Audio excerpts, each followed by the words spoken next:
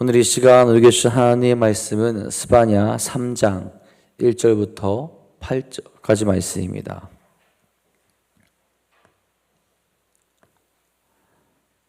스바냐 3장 1절부터 8절까지 말씀입니다.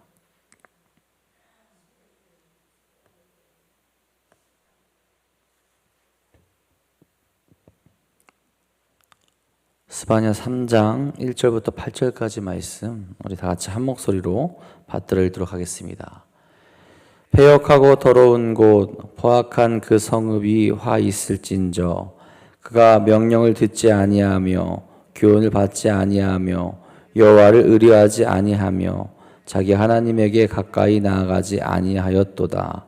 그 가운데 방백들은 부르짖는 사자요 그의 재판장들은 이튿날까지 남겨두는 것이 없는 저녁일이요 그의 선지자들은 경솔하고 간사한 사람들이요 그의 제사장들은 성소를 더럽히고 율법을 범하였도다. 그 가운데 계시는 여호와는 의로우사 불을 행하지 아니하시고 아침마다 빠짐없이 자기의 공의를 비추시거늘 불의한 자는 수치를 알지 못하는도다. 내가 여러 나라를 끊어버렸으므로 그들의 망대가 파괴되었고 내가 그들의 거리를 비게 하여 지나는 자가 없게 하였으므로 그들의 모든 성읍이 황폐하며 사람이 없으며 거주할 자가 없게 되었느니라. 내가 이르기를 너는 오직 나를 경외하고 교훈을 받으라. 그리하면 내가 형벌을 내리기로 정하기를 하였지만 너희 거처가 끊어지지 아니하리라 하였으나 그들이 부지런히 그들의 모든 행위를 더럽게 하였느니라. 나 여호와가 말하노라. 그러므로 내가 일어나 벌할 날까지 너희는 나를 기다리라. 내가 뜻을 정하고 나의 분노와 모든 진노를 쏟으려고 여러 나라를 소집하며 왕국들을 모으리라. 온 땅에 나의 질투의 불에 소멸되리라. 아멘. 오늘도 우리에게 복 주시기를 원하시는 하나님의 손을 꼭 붙들고 회개하며 거룩한 길로 또 화평의 길로 나아가는 귀하고 복된 하루 되시기를 간절히 소망합니다. 그리스의 사라쿠라 거리에 앞머리는 무성하고 뒷머리는 대머리인 카이로스라는 우스꽝스러운 동상이 있다라고 합니다. 이 동상을 본 관광객들마다 웃기도 한다고 하는데 이 동상 밑에 그렇게 써 있다고 합니다. 몸이 벌거벗은 것은 모든 사람들에게 쉽게 발견되기 위함이고 앞머리는 무성한 것은 사람들이 나를 보았을 때 쉽게 붙잡게 하기 위함이고 뒷머리가 대머리인 것은 내가 지나가면 사람들이 다시는 붙잡지 못하게 하기 위함이고 발에 날개가 달린 것은 나를 다시 붙잡지 못하도록 빨리 달아나기 위함이다. 나의 이름은 기회이다 라고 이렇게 기록되어 있다고 합니다. 기회는 사람들에게 누구에게나 다 오게 됩니다. 하지만 그 기회를 붙잡을 수 있는 사람은 준비된 사람들에게만 가능하다라는 거죠. 여러분, 우리도 수많은 기회 속에 살아가고 있습니다. 세상적인 기회를 이야기하는 것이 아니라 주님께 용서받을 수 있는 기회, 그리고 주의 자녀로 살아갈 수 있는 기회를 누리며 살아가고 있게 되죠. 그것을 취한 자들이 주님이 주시는 기쁨 가운데 살아갈 수 있는 삶이 가능하게 되는 것이고 하나님을 찬양하는 삶이 또한 가능하게 됩니다. 하지만 그 기회를 놓치게 된다면 그리고 하나님의 때를 맞이하게 된다면 우리는 심판을 면하지 못하게 될 겁니다. 믿음을 가지고 있다 하더라도 하나님 앞에 예배를 드리고 있다 하더라도 우리는 날마다 우리 자신을 돌아보며 회개할 수 있는 기회 때 회개하며 거룩한 모습으로 참된 모습으로 나아갈 수 있어야 한다는 거죠. 이 수많은 기회 앞에서 주님이 주신 그 기회를 놓치지 마시고 거룩한 삶으로 날마다 나아갈 수 있는 저와 여러분이 될 수 있기를 간절히 소망합니다. 오늘 말씀에서 보면 심판의 화살이 다시 유다를 향하게 됩니다. 앞선 2장에서는 주변 나라들에 대한 하나님의 심판을 선포하였지만 이제 그 화살이 다시 유다를 향하게 되는 거죠. 그 심판의 경고의 말씀을 하시는 이유는 무엇이냐?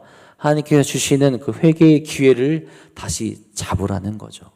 하나님 앞에 기회를 다시 잡아서 돌이키며 너희가 심판을 받긴 하겠지만 너의 거처가 없어지진 않을 것이니 하나님 앞에 회개하며 하나님의 백성으로 돌아올 수 있는 기회를 제공하기 위해서 그들에게 다시금 말씀하고 계시다라는 거죠.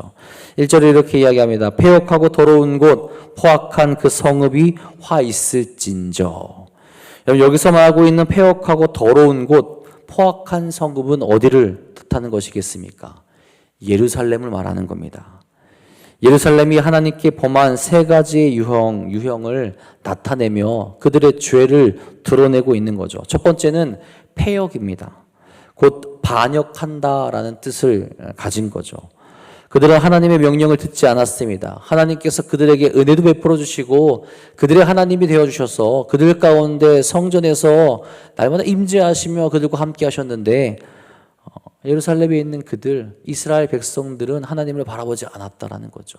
하나님의 뜻에 정면으로 부딪히며 하나님께 책망 들을 만한 일들만 벌였다라는 거예요. 그런데 하나님께서 그들을 책망하고 경고하셔도 그들은 그것을 받아들이지 않습니다. 오만하게 자신들의 말을, 그들의 힘을 의지하며 하나님께 가까이 나아가려고 하지 않았다라는 거죠. 하나님께 반역한 자들이 되었다라는 겁니다. 두 번째는 더러움이죠. 더러움은 부정함을 뜻합니다. 다른 누구보다도 신앙적으로 정결해야 될 이들, 그리고 성경을 정말로 생명처럼 여겨야 할 선지자들과 제사장들조차 부정하게 된 사실을 고발하고 있는 거죠. 예루살렘이 얼마나 종교적으로 타락한 상태인지를 나타내주고 있는 겁니다. 그리고 세 번째는 포악함입니다. 하나님께서는 가난하고 궁핍한 자, 고아와 과부와 나그네를 학대하지 말라고 끊임없이 교훈하셨죠. 그러나 예루살렘은 이런 하나님의 명령을 무시하고 학대하고 압제하는 모습을 보여주게 됩니다.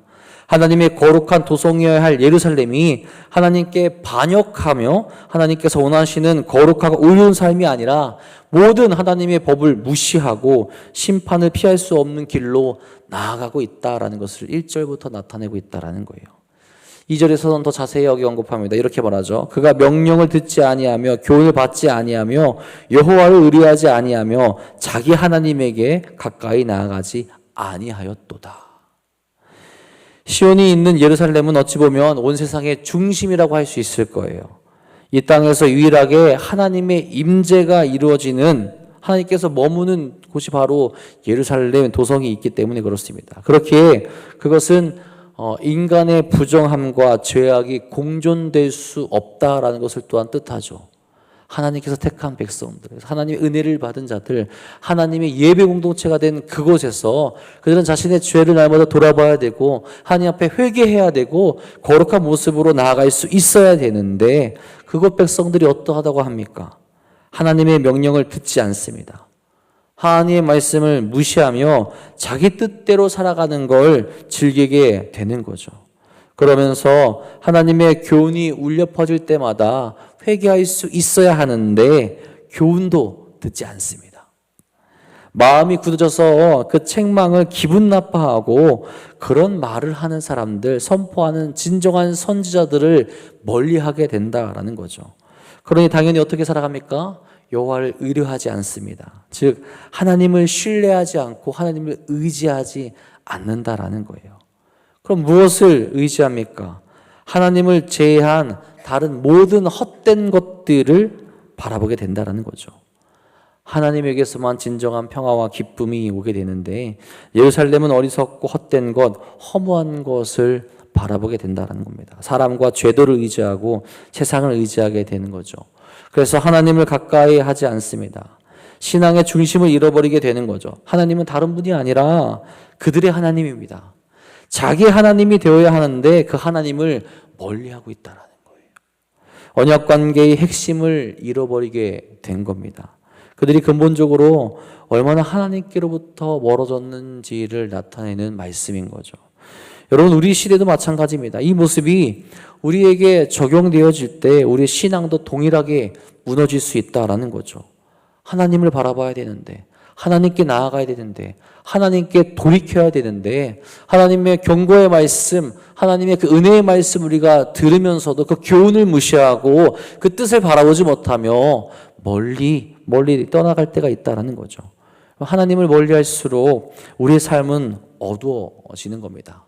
말씀을 듣지만 순종하지 않고, 회개를 말하지만 삶은 변하지 아니하며, 예배는 드리지만 하나님과의 관계가 더 멀어지는 일들이 우리 안에도 이루어질 수 있다라는 거죠.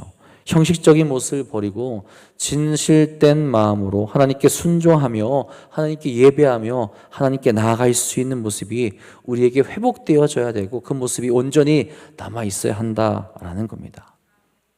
여러분, 이런 백성의 타락을 가속화시킨 것이 누구냐? 다른 이들이 아니라 지도자들이었다라는 겁니다. 3절 4절에 이렇게 말합니다. 그 가운데 방백들은 부르짖는 사자요, 그의 재판장들은 이튿날까지 남겨두는 것이 없는 저녁 일이요, 그의 선지자들은 경솔하고 간사한 사람들이요, 그의 제사장들은 성소를 더럽히고 율법을 범하였도다. 그들이 얼마나 포악한 자들이었는지 사자, 이위 등과 같은 짐승에 빗대어서 말합니다. 방백들은 사자로 그렇게 이야기를 하죠. 이 사자처럼 백성들을 압제하고 착취한다라는 거죠. 먹잇감을 찾아서 어슬렁거리다가 힘없는 사냥감들을 발견하면 달려들어서 몸을 갈기갈기 찢는 잔인함을 빗대어 말하고 있는 겁니다. 무서울 게 없죠. 내 앞에 무서울 게 없고 힘이 등등 기세 등등하여서 당에다가 약한 자들을 보면은 잡아먹는 그런 포악함이 있다라는 겁니다. 재판장들은 어떠합니까? 저녁 이리가 사냥한 고기를 먹는데 그 뼈를 하나도 남기지 아니하고 먹어치우는 것과 같이 힘없고 불쌍한 백성들의 마음을 살피며 그들의 상황을 살펴서 보존해주고 도와주는 것이 아니라 그들의 모든 것을 남김없이 빼앗아 먹는 이리와 같다라는 거죠. 사정없이 착취하고 자신들의 이익을 위해서 서슴없이 불의한 판결을 내린다라는 겁니다. 하나님의 정의를 통해서 하나님의 말씀대로 다스리고 재판해야 될 이들이 자신들의 이익을 위해서 권력을 남용하고 있다라는 거죠. 영적 지도자들은 어떠합니까? 다른 누구보다 정결해야 될 선지자들과 제사장들의 적나라한 모습이 나타납니다. 선지자들은 경솔하고 간사한 사람이라고 말합니다. 이 경솔하다라는 것은 결혼관계에 있어서 불성실함을 나타납니다. 여러분, 결혼관계는 이스라엘 백성과 하나님 백성의 사이에 나타날 때 많이 비유로 표현되었죠. 서로 성실해야 됩니다. 한쪽만 성실해서는 이 결혼관계가 유지될 수가 없는데, 이 경솔한 모습, 불성실한 모습, 하나님을 멀리하는 모습, 그 모습이 그들 가운데 나타난다라는 거죠. 언약에 대한 불성실함과 반역하는 모습이 나타난다라고 말하는 겁니다. 말씀도 듣지 않고 선지자들이 하나님을 따르지도 않고 선지자들이 하나님을 가까이 하지도 않는 반역자의 모습을 가지고 있다는 거죠. 그런 그들이 간사하게 행동을 하는데 어떻게 하나님의 말씀을 선포하며 백성들에게 하나님께 나아갈 수 있는 길을 제시할 수 있겠습니까? 하나님께서 원하시는 그 말씀을 선포하는 것이 아니라 그들 또한 자신들이 원하는 것을 선포하고 있다는 거죠.